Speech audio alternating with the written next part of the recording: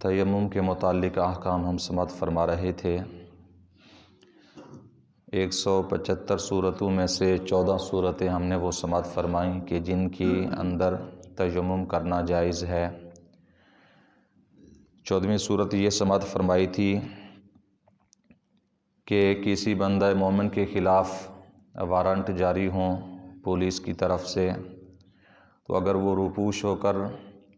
چھپا ہوا ہے اور خطرہ ہے کہ سامنے آئے گا تو اس پر مزید ظلم و ستم کیا جائے گا، تو تیمم کر کے اگر پانی میسر نہیں ہے تو نماز پڑھ سکتا ہے۔ اور 15ویں صورت یہ بیان کی اعلیٰ حضرت علیہ رحمہ نے کہ اگر کوئی عزت دینی والا شخص ہے، یعنی کوئی عالم دین ہے جسے اعزاز دین علم دین حاصل ہے اور لوگ اسے کچہریوں کے اندر گھسیٹنا چاہتے ہیں اور ایذا رسانی دینا چاہتے ہیں، تو اس سے بچنے کے لیے بھی اگر وہ چھپ جاتا ہے کہ اس کی دینی عزت جو ہے وہ داغدار ہوتی ہے، تو بھی وہ چھپ کر رہ کر اور تیمم کر کے اگر پانی میسر نہ ہو تو پانی لینے کے لیے باہر نکلنا اسے ضروری نہیں ہے، بلکہ تیمم کر کے وہ وضو و غسل کر سکتا ہے اور نماز پڑھ سکتا ہے۔ تو اس میں کوئی بھی دینی مقام و مرتبہ رکھنے والا کوئی بھی شخص اس سے مراد ہے، چاہے وہ عالم دین ہے یا کوئی بھی دینی بزرگ ہے یا کوئی بھی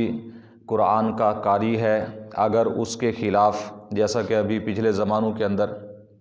کریک ڈاؤن کے اندر ہو رہا تھا سارا کچھ علماء کے خلاف، بزرگان دین کے خلاف، تو ایسی صورتوں کے اندر بھی جائز ہے کہ اندر چھپ کر اگر بیٹھ جائیں تو یہاں تک ہمارے دین نے سہولت دی ہے کہ ان کی عزت کو داغدار ہونے سے بہتر ہے کہ باہر نہ نکلیں، اور اندر ہی اگر پانی میسر نہیں ہے تب بھی تیمم کر کے غسل کر کے، تیمم کے ساتھ ہی غسل بھی ہوگا، وضو بھی ہوگا، اور وہ نماز بھی پڑھ سکتے ہیں، اپنی دیگر عبادات بھی کر سکتے ہیں۔ اور اس کے علاوہ 16ویں صورت یہ ہے کہ 16ویں سے لے کر 32 تک یہ صورتیں بیان کی ہیں اعلیٰ حضرت علیہ رحمہ نے کہ ہر وہ شخص کہ جس کے پاس کوئی پانی میسر کرنے والا شخص ہے، یعنی اگر وہ معذور ہو چکا ہے، چارپائی پر بیٹھ چکا ہے، تو اس کے پاس یا تو غلام ہے جو پانی اسے پہنچا سکتا ہے، یا کوئی خادم ہے، کوئی بیٹا وغیرہ ہے، بیٹی ہے، تو یہ فرمایا کہ بدستور یہ وہ لوگ ہیں کہ جن پر والدین کی خدمت لازم ہے، خادم پر بھی مالک کی خدمت، غلام پر مالک کی خدمت لازم ہے، تو یہ وہ لوگ ہیں کہ جن پر خدمت لازم ہے، اگر یہ موجود ہیں تو پھر اسے تیمم جائز نہیں ہے، یہ ان سے پانی منگائے گا اور پھر وضو کرے گا۔ اور اسی کے اندر یہ صورت بھی بیان کی گئی کہ اگر اس کے اندر وہ لوگ ہیں کہ جن پر خدمت لازم نہیں ہے، جیسا کہ بیوی ہے یا اس کے علاوہ دیگر دوست و احباب ہیں وہ موجود ہیں، اگر وہ خوشی سے پانی دیتے ہیں، پانی لا کر دیتے ہیں، تو بھی وضو کرنا پڑے گا، اور اگر وہ خوشی سے نہیں لا کر دیتے یا لا کر تو دیتے ہیں لیکن بعد میں طعنہ زنی کرتے ہیں اور زد و کوب کرتے ہیں، تو پھر ایسی صورت کے اندر بھی اجازت ہے کہ پانی اگر ان سے نہ منگائے اور تیمم کر لے تو جائز ہے۔ بلکہ یہاں تک بھی فقہاء کرام نے فرمایا کہ مستحب تو یہی ہے کہ اپنی اولاد سے کہے کہ پانی لا دیں، اگر اولاد آگے سے پانی لا کر نہیں دیتی، خدمت نہیں کرتی، وضو نہیں کراتی،